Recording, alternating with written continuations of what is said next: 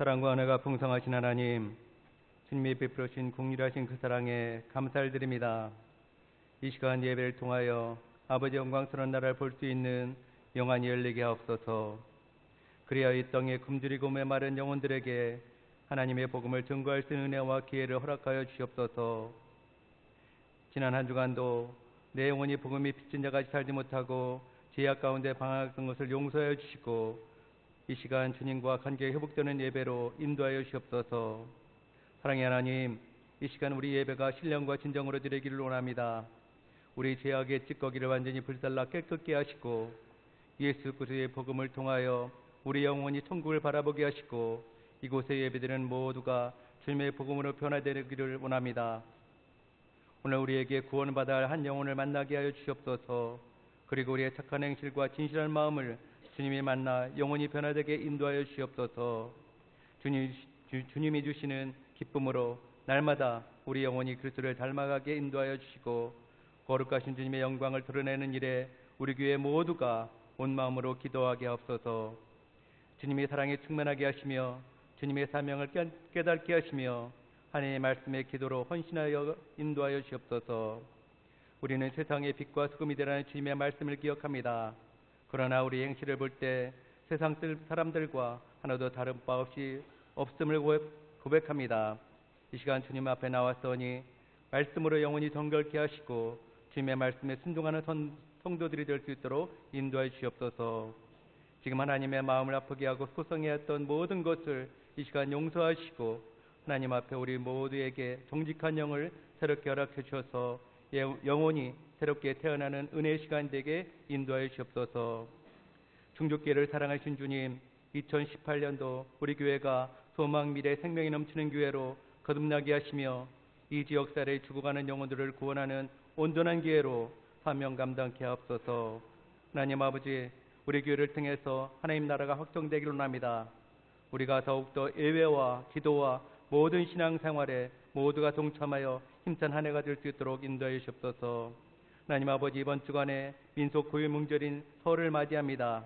이번 기회를 통해서 주님을 믿는 우리가 하나님이 본인의 삶으로 인도하게 하시고 어른을 공경하며 자녀들에게 믿음이 본이 되는 명절이 될 수 있도록 인도해 주시옵소서.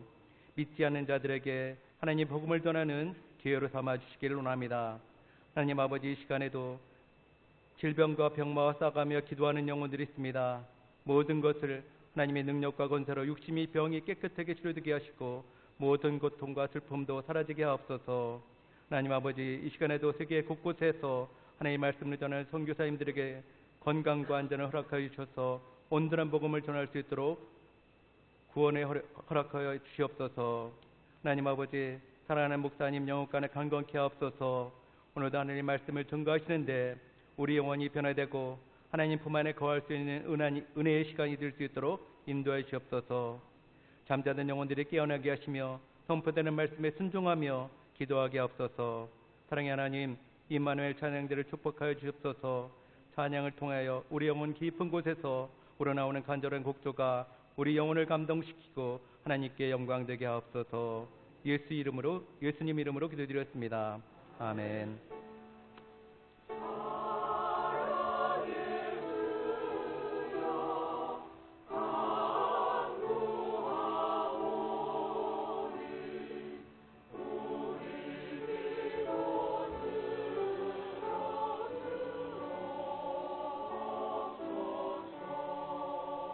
히브리서 10장 19절부터 25절까지 말씀을 교독합니다. 제가 먼저 19절 읽습니다. 그러므로 형제들아, 우리가 예수의 피를 힘입어 성소에 들어갈 담력을 얻었나니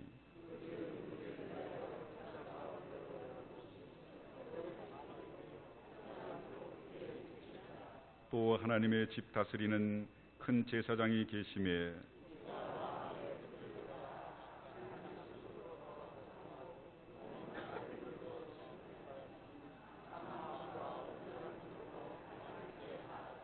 또 약속하신 이는 미쁘시니 우리가 믿는 도리의 소망을 움직이지 말며 굳게 잡고 다 같이 모이기를 피하는 어떤 사람들의 습관과 같이 하지 말고 오직 권하여 그날이 가까움을 볼수록 더욱 그리하자. 아멘.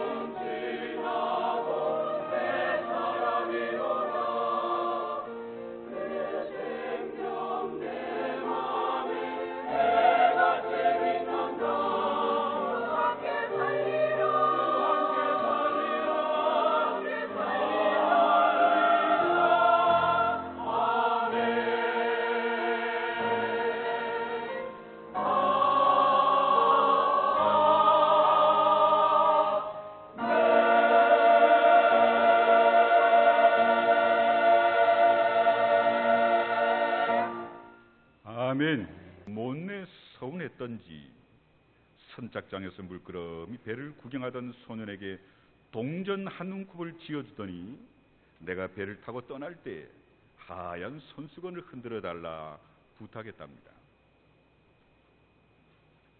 성도 여러분, 이것이 이 시대를 살아가는 현대인들의 고독한 모습임을 보여줍니다. 현대인들은 사람이 없어서 고독한 게 아니라 많은 사람들 가운데 삶을 나눌 수 있는 진정한 이웃이 없어 고독을 느낀답니다. 그래서 군중 속의 고독, 군중은 있어도 공동체는 없다. 이것이 현대인의 비극이다라고 문화인류학자들은 한결같이 얘기합니다. 여럿이 모여 있다고 저절로 공동체가 형성되는 게 아니지요. 진정한 공동체란 삶을 나누고 인생을 나누고 분명한 목표를 향해 함께 나아갈 수 있을 때 형성되는 게 진정한 공동체입니다. 광야 생활을 하던 이스라엘 백성들에게는 정말 많은 문제가 있었을 겁니다. 학자들에 의하면 거의 200만 명 되는 백성들이 광야 생활을 했다고 합니다. 그러니 얼마나 많은 문제들이 이들 가운데 있었겠어요. 우린 서로 깊이 사귀지 않고 주일날 인사만 나누고 흩어지면 서로의 문제가 뭔지 잘 드러내지도 않고 알 수도 없지만, 우리 성도들이 함께 가까이 지내다 보면 시시콜콜한 것까지 문제로 드러날 때가 있지요. 구역 식구 몇 명 이끄는데도 쩔쩔매는데 약 200만 명의 이스라엘 백성을 광야에서 이끄는 모세의 어려움을 우리는 짐작인들 할 수 있을까요? 그런데 여러분, 광야를 행진하던 이스라엘 백성들이야말로 진정한 공동체였음을 아셔야 합니다. 왜냐하면 그들은 동일한 삶을 나누면서 여호와 하나님 중심으로 같은 목표를 향해 전진하고 있었기 때문입니다. 언약궤를 앞세우고 광야를 행진하다 하루의 여정이 끝나면 장막을 중심으로 동서남북의 12지파가 4지파로 진을 치고 모입니다. 모닥불을 피우고는 하루 이틀 일주일 동안 행진하는 가운데 얼마나 어려움이 많았는지, 서로 간에 부딪히면서 상처받은 일은 없었는지 고백하고 문제를 해결해 나갔을 겁니다.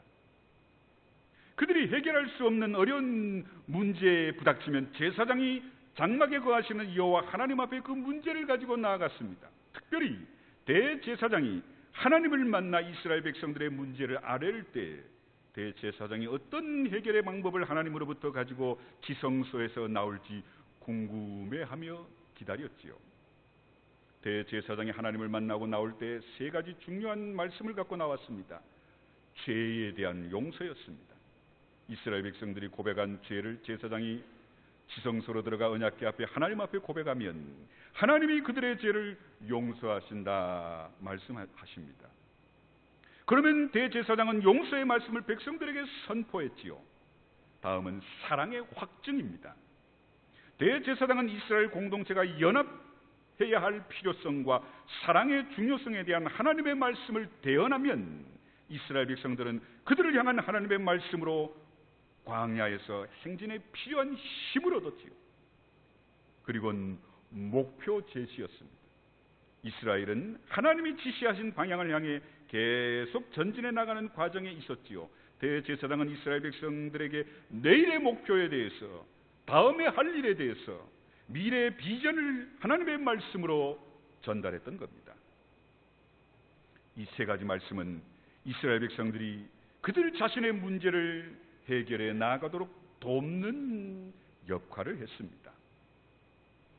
200만 명이 넘는 무리들이 광야를 행진하는 가운데 발생한 많은 문제와 어려움을 장막 중심의 교제로 극복해 나아갔던 거지요. 그래서 이스라엘 백성은 광야에서의 그들의 삶은 하나님을 중심으로 하는 신앙 공동체였습니다. 이런 이스라엘을 우리는 격려 공동체라고 합니다.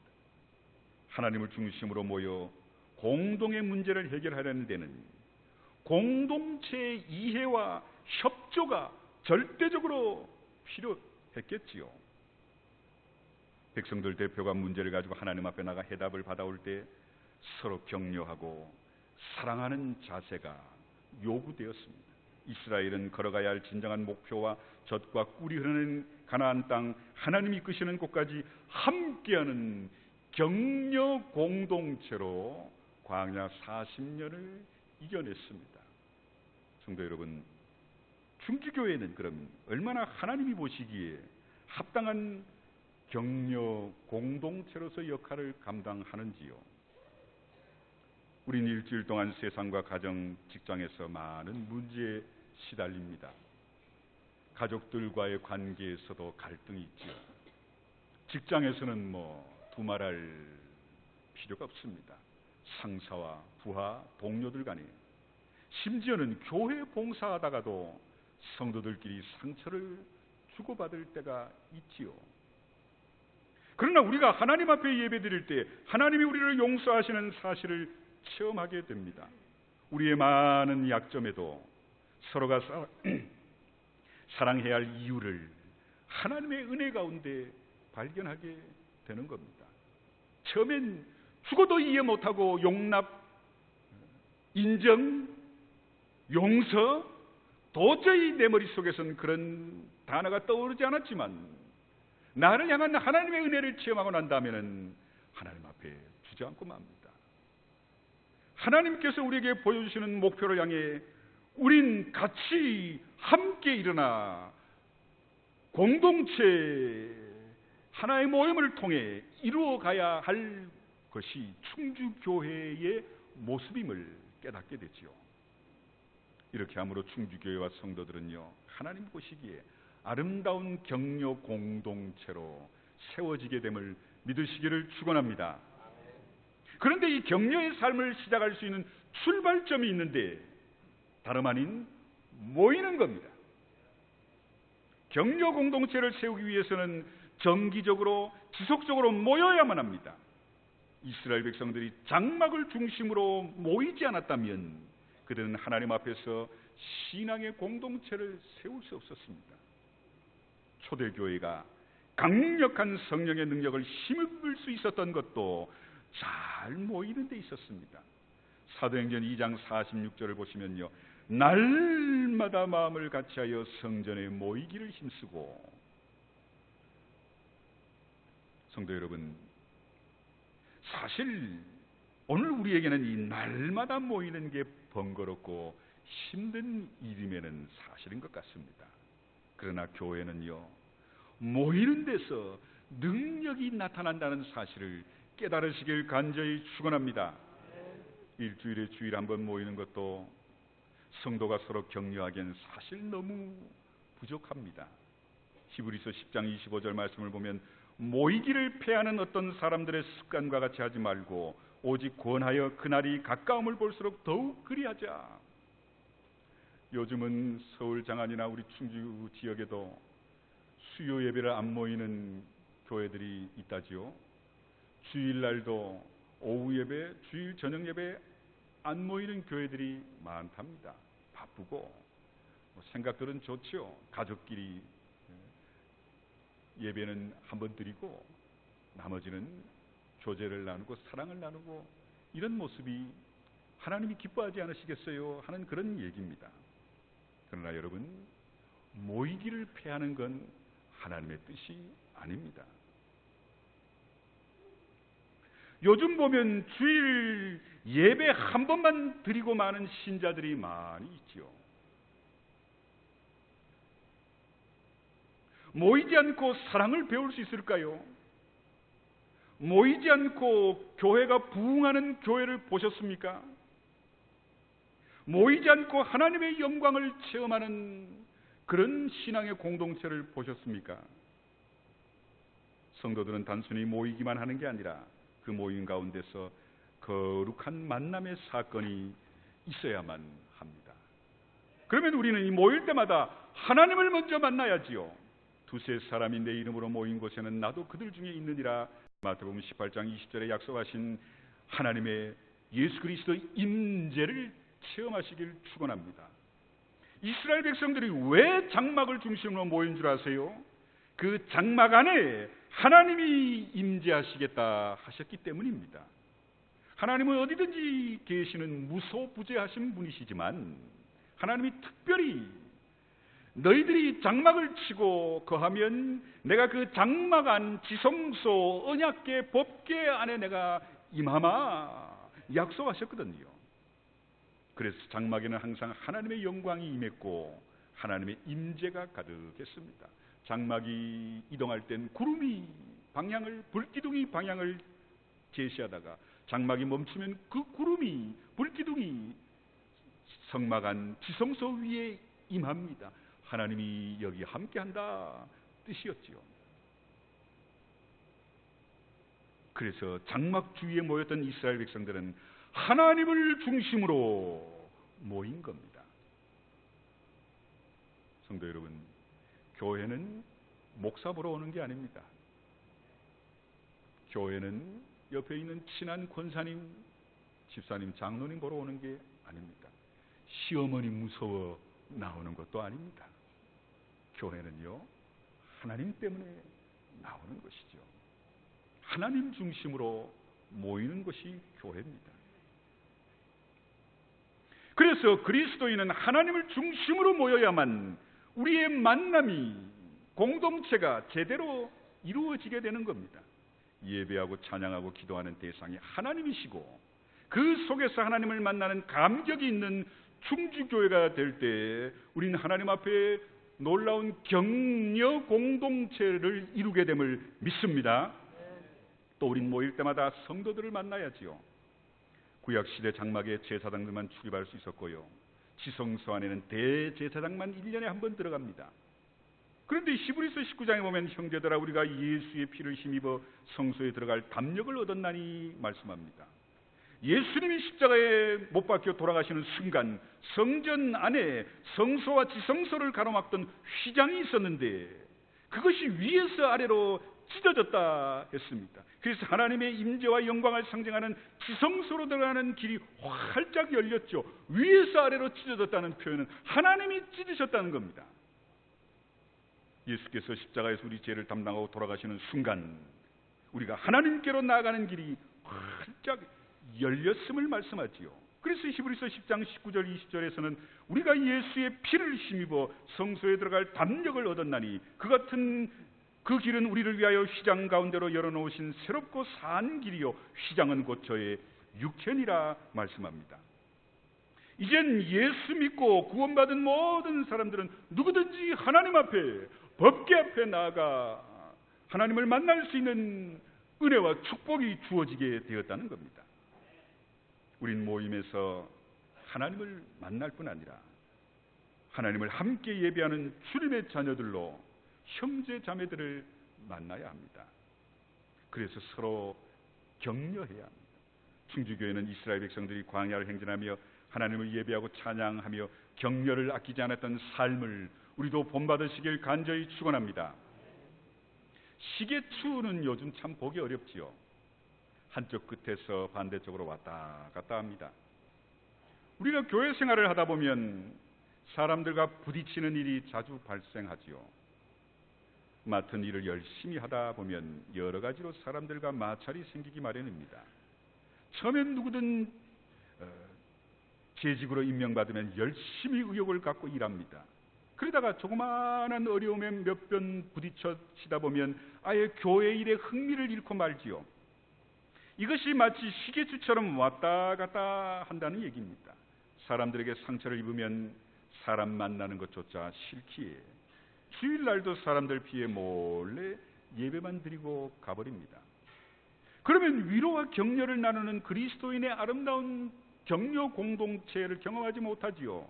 여러분, 사역이란 말을 들어보셨죠? 사역. 사역은요, 목회자들만 하는 걸 사역이라고 말하지 않습니다. 사역은 사람을 대상으로 일하는 거지요. 전도도 사람을 대상으로 하고, 사랑을 나누는 것도 사람을 대상으로 하고, 말씀으로 한 사람을 세우는 것도 사람을 대상으로 하는 사역입니다. 사람 싫고 사람을 피하면 사역에 참여할 수 없지요. 우리가 서로 문제가 많은 것을 서로 공감합니다. 그러기에 우리는 서로 사랑하는 연습을 해야 하고 서로 그 사랑으로 격려하기를 배워야만 합니다. 격려는 모임에서부터 출발하지요. 모임을 통해 하나님을 만나고 모임을 통해 하나님을, 형제자매를 만남으로 서로 격려하는 게 우리 신앙 공동체의 사명임을 믿으시길 축원합니다. 신약 성경에 나타난 격려에는 두 가지 의미가 있어요. 먼저 불러 곁에 있는다는 뜻입니다. 성령님을 우리는 보혜사라고 하지요. 보혜사란 신학 용어를 살펴보면 부른다, 초청한다, 위로한다, 격려한다라는 뜻이 보혜사라는 뜻입니다. 격려는 그러므로 성령의 특성입니다. 또한 서로 자극한다, 다듬는다는 의미도 있습니다. 히브리서에 쓰인 격려는 이런 의미로 쓰였지요. 격려하려면 같이 있어야지요. 슬픔을 당한 사람, 억울함을 당한 사람, 마음의 고통을 당한 사람과 같이 있어주는 게 격려의 시작입니다. 거창한 말을 달변처럼 해야만 격려가 아니라 옆에 있어주는 것만으로 충분히 격려가 될 수 있습니다. 고통당한 사람에게 공연히 그 고통의 의미를 신학적으로 성서적으로 해석하려 하지 마세요. 잘못하면 위로하러 갔다 더 큰 상처를 주고 마는 경우가 있지 않습니까?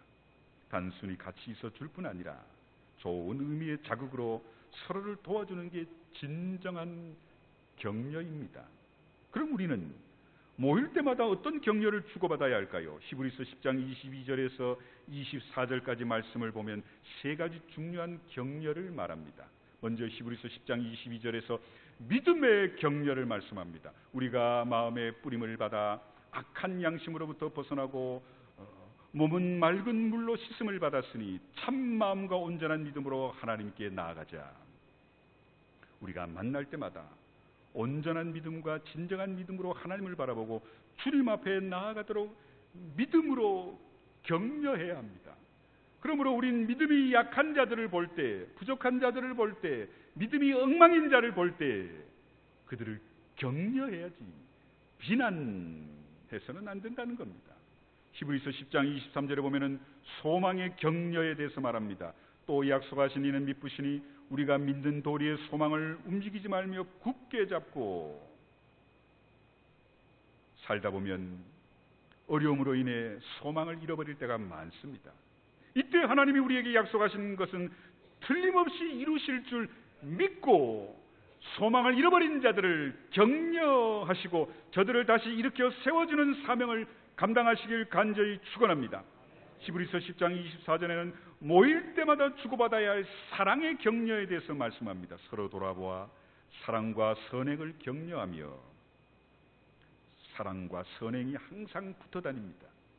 왜냐하면 선행은 사랑을 구체적으로 표현하는 방법이기 때문이지요. 성도 여러분, 이렇게 보면 히브리서 10장에는요 그리스도인의 세 가지 보배로운 격려가 말씀되고 있습니다. 바로 믿음과 소망과 사랑입니다. 이 세 가지는 우리 충주교회가 만날 때마다 격려해야 할 내용임을 다시 한번 깨달으시길 간절히 축원합니다. 그렇다면 격려의 가장 좋은 본보기는 예수님이시지요. 가룟 유다가 결정적으로 예수님을 배반하기로 작정한 장면이 요한복음 13장 21절에 나오는데 예수님이 이렇게 말씀하십니다. 이 말씀을 하시고 심령이 괴로워 증언하여 이르시되 내가 진실로 진실로 너희에게 이르노니 너희 중 하나가 나를 팔리라 말씀하시자 제자들은 매우 심란해집니다. 우리 중에 누군가가 예수님을 배신하다니 갑자기 슬픔을 감추지 못하게 되지요. 이 말씀을 하시는 주님은 오죽하셨겠습니까? 주님은 사랑하는 제자에게 배신당하고 박해와 고통의 십자가를 짊어지셔야만 했습니다.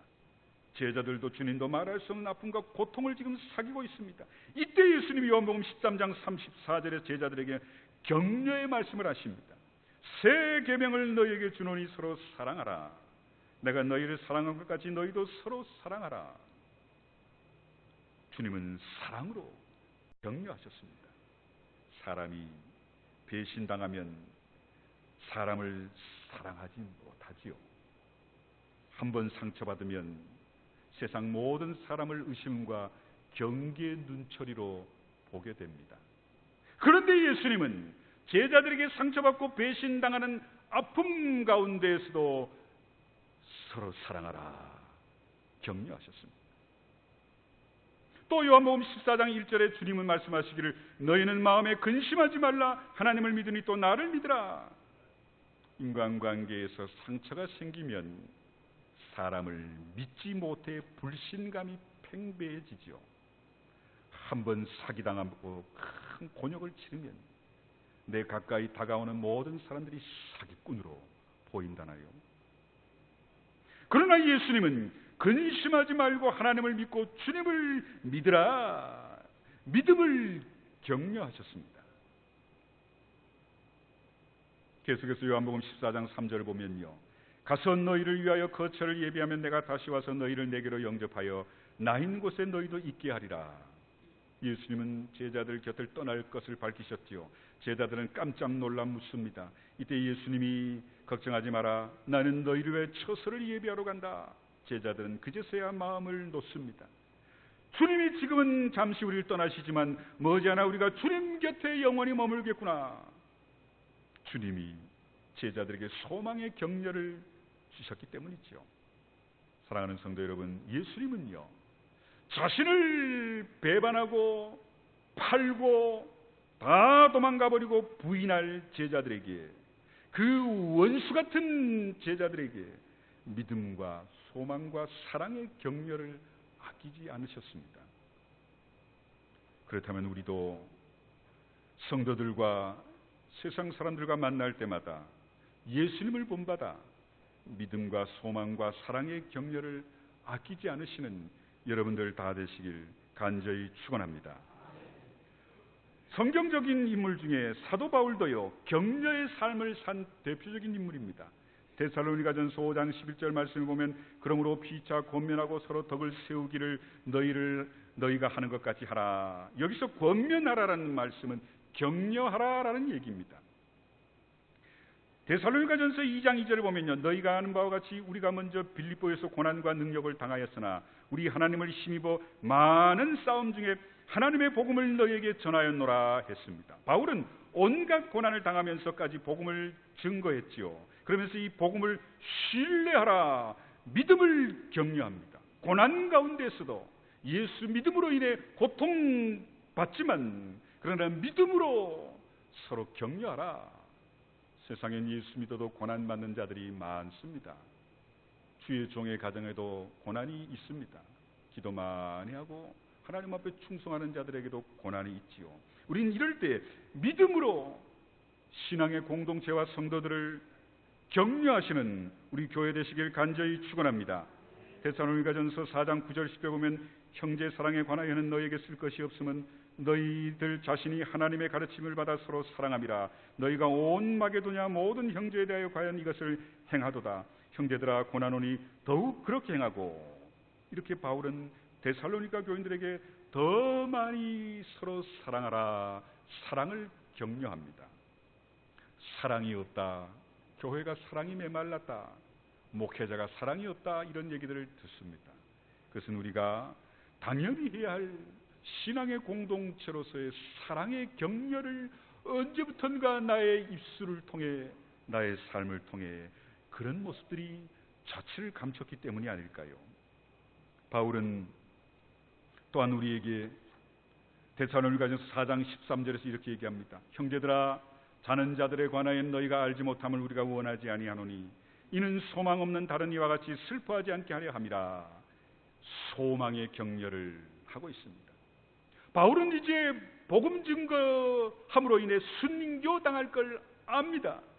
죽을 줄 알면서도 그 길을 갔을 때 제자들과 그가 개척한 교회 성도들이 뜯어말렸죠. 안 됩니다, 가지 마십시오.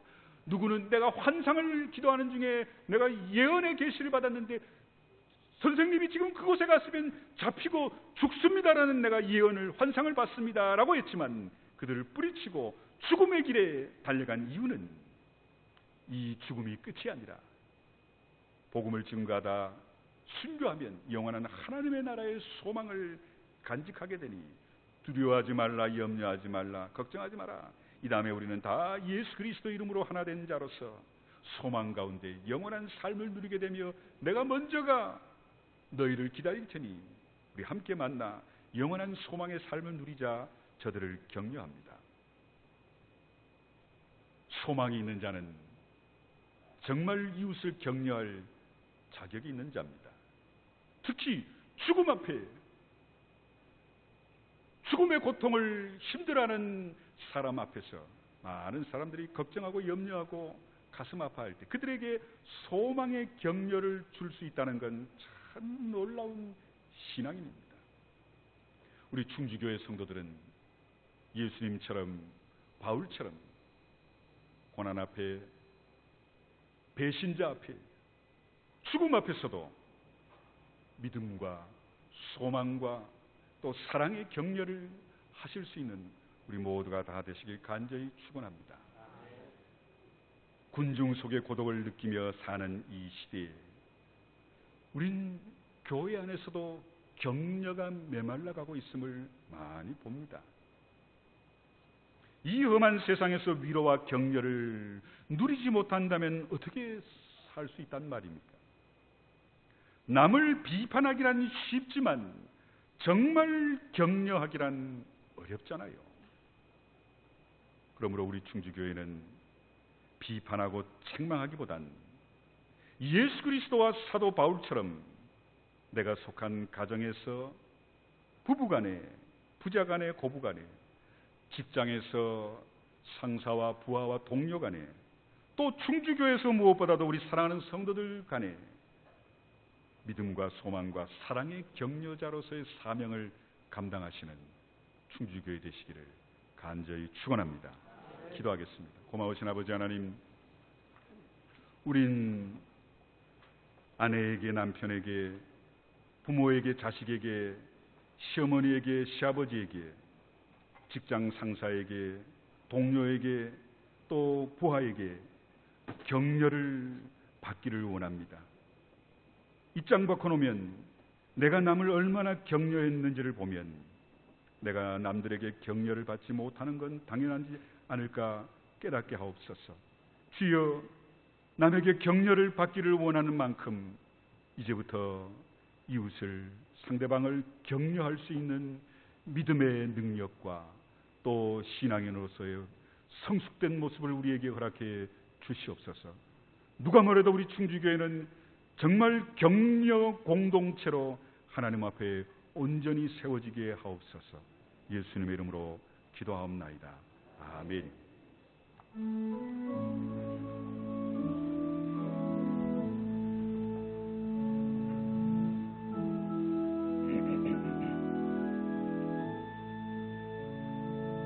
나의 힘이 되신 여호와여, 내가 주님을 사랑합니다. 주는 나의 방석이시며 나의 요새시라. 주는 나를 건지시는 나의 주, 나의 하나님, 나의 피할 바위시요 나의 방패시라. 나의 하나님, 나의 하나님, 구원의 뿌리시요 나의 산성이라. 나의 하나님, 나의 하나님, 그는 나의 여호와, 나의 구세주, 나의 생명이신 여호와여, 내가 주님을 찬양합니다. 주는 나의 사랑이시며 나의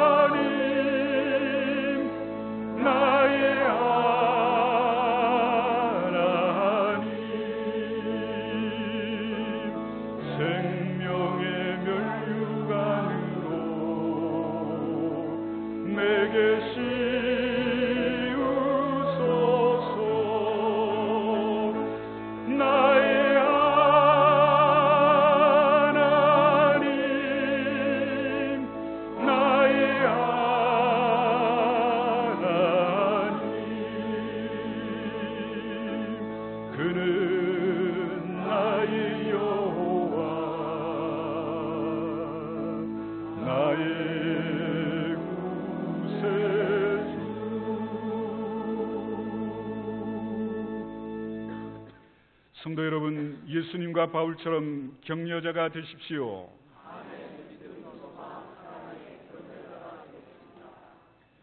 이제는 우리 주 예수 그리스도의 크신 은혜와 아버지 하나님의 그 놀라우신 사랑과 성령의 함께하심이 이젠 가정과 직장과 교회와 세상에서 믿음, 소망, 사랑의 격려자가 되겠습니다.